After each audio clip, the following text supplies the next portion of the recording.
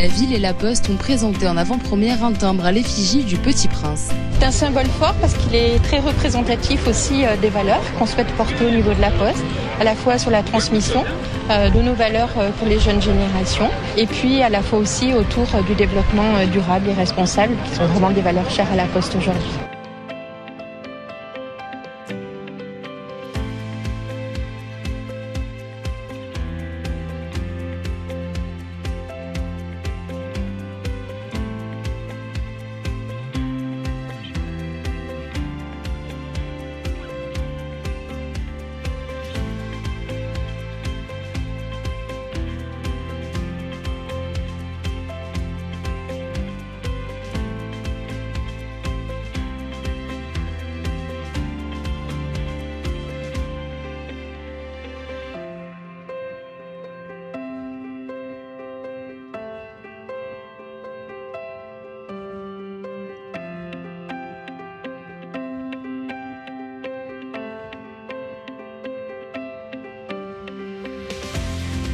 Je suis très heureux de vous remettre cette escarboucle à l'effigie de votre village, le village de Hunspach. Ce timbre sera émis le 5 juillet à 900 000 exemplaires.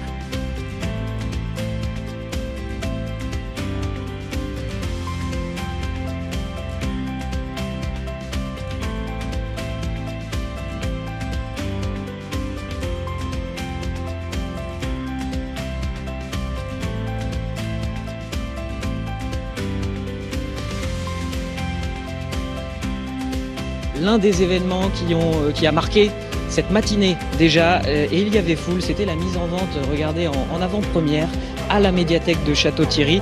Ce sera lundi ailleurs en France, d'un magnifique bloc de 2 timbres, les timbres pour les 400 ans de Jean de La Fontaine.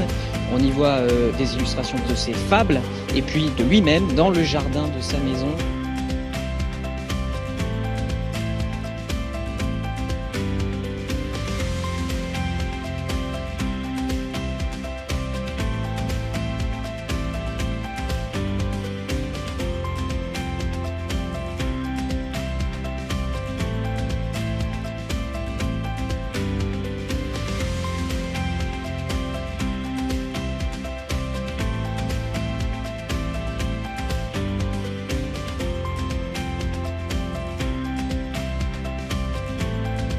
Le robot s'affiche partout, sur les vêtements et même sur les timbres.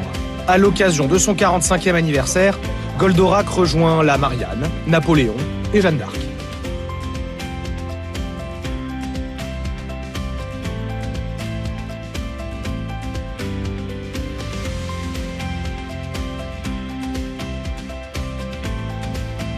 Sur les vêtements ou dans la peau, le mythe de Goldorak a pourtant perduré, beaucoup plus chez nous qu'au Japon.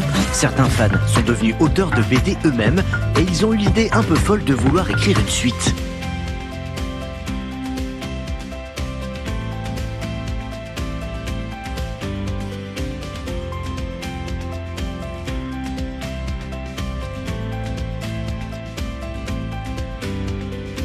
Il y a des timbres Goldorak maintenant.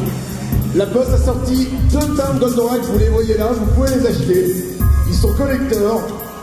Il y a un timbre Alfort, il y a un timbre Actarus.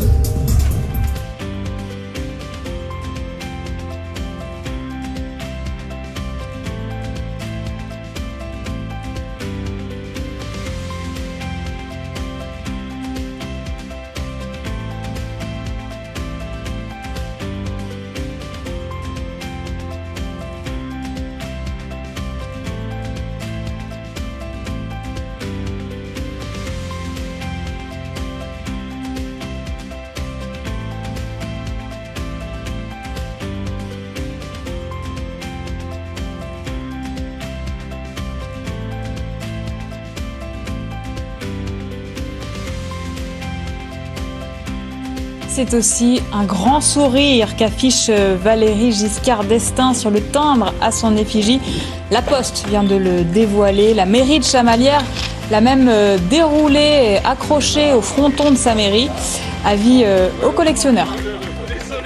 Et puis 4 timbres spéciaux à l'effigie de Joséphine Baker viennent également de paraître à l'occasion de son entrée évidemment au Panthéon. Vous les découvrez ici à l'image.